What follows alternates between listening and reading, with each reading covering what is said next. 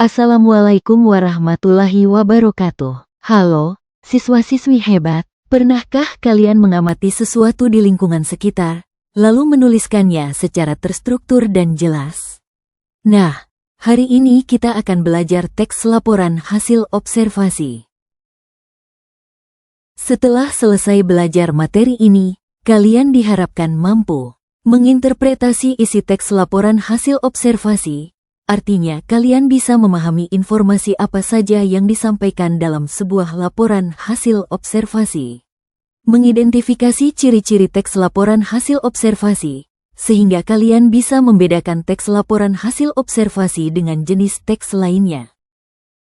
Pernahkah kalian membaca laporan tentang hewan langka atau sesuatu yang menarik? Menurut kalian, informasi apa saja yang harus ada dalam sebuah laporan hasil pengamatan? Mengapa laporan harus ditulis secara objektif dan sistematis? Yuk, kita cari tahu jawabannya bersama. Pengertian teks laporan hasil observasi. Teks laporan hasil observasi adalah teks yang menyajikan informasi berdasarkan hasil pengamatan atau observasi tentang suatu objek, fenomena, atau kejadian. Teks ini bersifat objektif dan faktual, serta disusun dengan struktur yang sistematis. Karakteristik teks laporan hasil observasi. 1. Objektif. Teks laporan hasil observasi disusun berdasarkan fakta dan data hasil observasi tanpa adanya opini pribadi. 2. Faktual. Informasi yang disajikan dalam teks laporan hasil observasi harus akurat dan dapat dipertanggungjawabkan.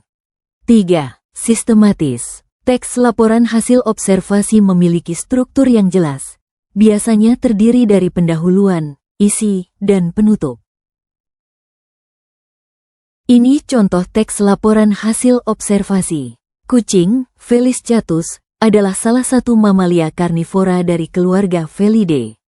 Hewan ini telah lama berinteraksi dengan manusia dan menjadi hewan peliharaan populer di berbagai belahan dunia. Berdasarkan pengamatan, kucing domestik memiliki rata-rata panjang tubuh 46 cm dan berat 4-5 kg pada usia dewasa. Warna bulu bervariasi, mulai dari hitam, putih, oranye, hingga perpaduan warna. Indera penciumannya sangat tajam, memungkinkan mereka mendeteksi bau yang tidak tercium oleh manusia, dan kemampuan penglihatan di malam hari jauh lebih unggul dibandingkan manusia.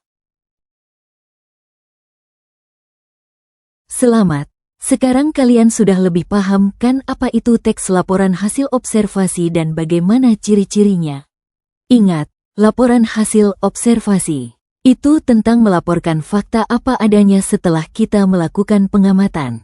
Mari kita lanjutkan berlatih mengidentifikasi dan menginterpretasi teks laporan hasil observasi.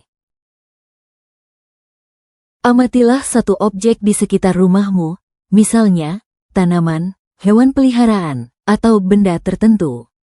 Buatlah paragraf teks laporan hasil observasi berdasarkan objek tersebut.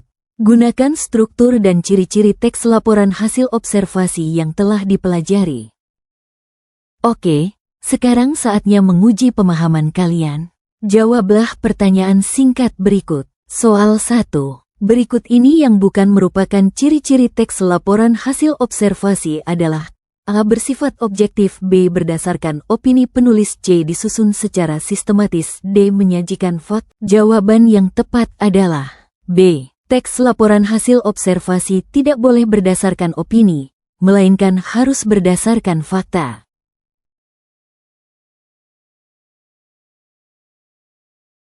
Soal nomor 2. Menurut kalian, mengapa dalam membuat teks lo kita perlu menghindari penggunaan kata-kata seperti mungkin, sepertinya, atau agaknya?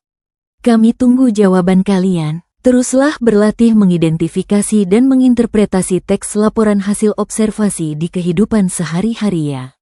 Sampai jumpa di pembelajaran berikutnya. Wassalamualaikum.